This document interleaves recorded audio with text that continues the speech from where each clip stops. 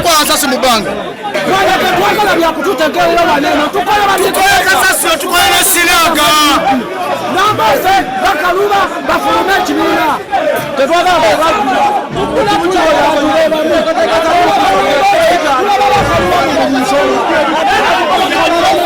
etali mbya bukulembeze naye Nambose gwayagala yabeera gwayagala okulya yabeera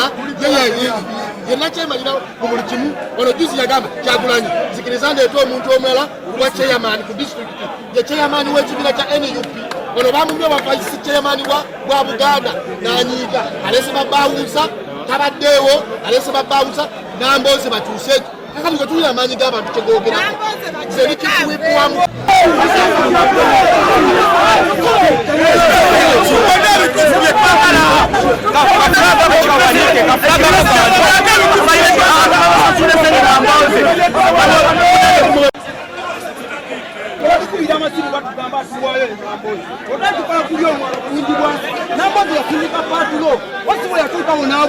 Nambose afakinesi nakwata emitwalo esatu gituwa tunyerayo olwensonga omulimu gwe twali twakola gwali gwalamuteewo nayakuwabakikibe temututalawo kuba tukulembezi tekuli badongo.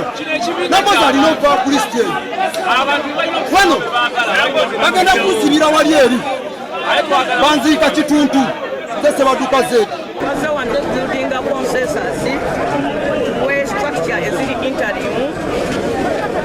twale ekibiina kyaffe maaso tulina obuzibu bw'amaanyi abasajja abatuyiganya twakola constitution yaffe ng'ekibiina ejjo tusobozesa okulonda naye bakyagituddeko kwe kuteekawo structure za mobilization tusooke tukunga abantu eno nga bakadde baffe ab'ebyamateeka bwe balwana okulaba constitution y'ekibiina ng'evaayo ku electoral commission. Olwaleero tubadde wano banange bano baleese amanya g'abantu abawera 5 ne tugenda mu ndeeyo kuba buli we mubeera ab'ekibiina ekimu ne mwesabjectinga ku bululu mweyuza. Bwe tutuuse mu ndeeyo tewaliwo omuntu n'omu gwe bajjeemu era mukama wange ono ye mujulizi tewaliwo omuntu n'omu gwe bagambye nti lekera Nambose wabula bwe tutuuseeyo abantu kinoomu ne bagamba banange tuba twagala wano omulimu kukolebwa. Honorable Nambose yatukulembera ne tuwangula akalulu mu myezi 3 era tukyamulinamu ki wesige amanya gaffe twagala mugawo obuvunaanyizibwa obulala tusobole omukwatizaawo era bwe kigenze omukulu ono ye sekitale jeno Kyalana Bukera ye vaisi Mami Bakaluba ye muwanika Kulu Kagwa ayagala kukulembera ku constituency ye era tumulese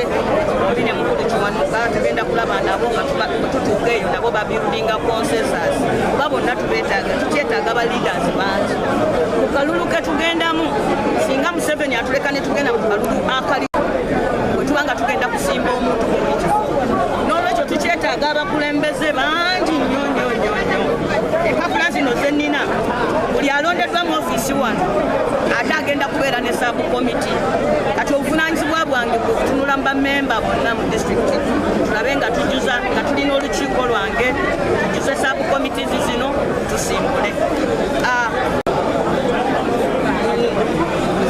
Ogamba Nambose ntukulembera district ndowooza mba under deployed under deployed naye lwaki tusookera waggulu eri bagamba nabuuliranga enjiri nga nsooka naki naabeewange omulundi guno mbadde nze nakkiriza nkulemberwe isuzi za disipulini naye mabegaawo tetubadde na bukulembeze butongole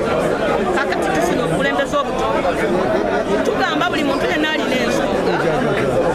agiyisenga mu mitendera mituufu naye wabaawo abantu abaagala okusikandalizinga ekibiina kyaffe mazima ne mubeera abantu 10 naye ne mujja ne muwoggana nnyo mulowoozesa abantu nti NUP erimoki obuzibu ebikolwa galivudde wano agaali badde amawulire amatuufu yegoga ati Nambose asomye ago gaali badde amaki ge gaali badde amawulire naye ag'okulonda gasimawulibanga wabula kyenjagala okugamba omuntu yenna ayagala okulwana ku lutalo lwa Nuupu omuntu atajja kunda bwe yajja kumpa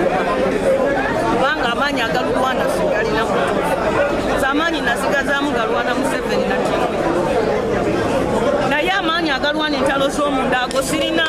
naye nze namanyira to be an underdog in every election eyo ye mistake ba opponent bange gye bakola buli kaseera they treat me as an underdog oba mulaba akalulu gawano buli mulundi anesimbako yangu nze kyo kati nakimanyira nabitaka yankuba bakalulu yankuba ani omulala ne kuno baba kajimu nabo bankuba wana emiggo bali basa abantu abaana bange kwegamba eyo ye mistake y'abantu bange abavuganya Nambooze they underrate my capacity and nze nina obuzibu I don't fight back kubanga nze nina Katonda yalwanira ekikulu yes kyamazima abampadde owa publicity secretary ate nga era balina obwesige nja bukola bulungi okutuusa amawulire mu bitundu byonna ebya Mukono district naye neggwanga okutwalira awamu obumu bulina okubaawo ate obuweereza kuba kuyita mbaagaliza ekisa kya Mukama mu byonna tuweereze ekibiina n'omutima gumu ate tugatte abantu bamu tulaga demokrasiya mu kibanja era ndowooza eno yetandikwa ya process eno tulina kitulazeeko tulina okulaba nga kubanga kino Mukono tutandikidde tunagenda maaso bwetutya kwera nga kijja maamuzi nze ndowooza nti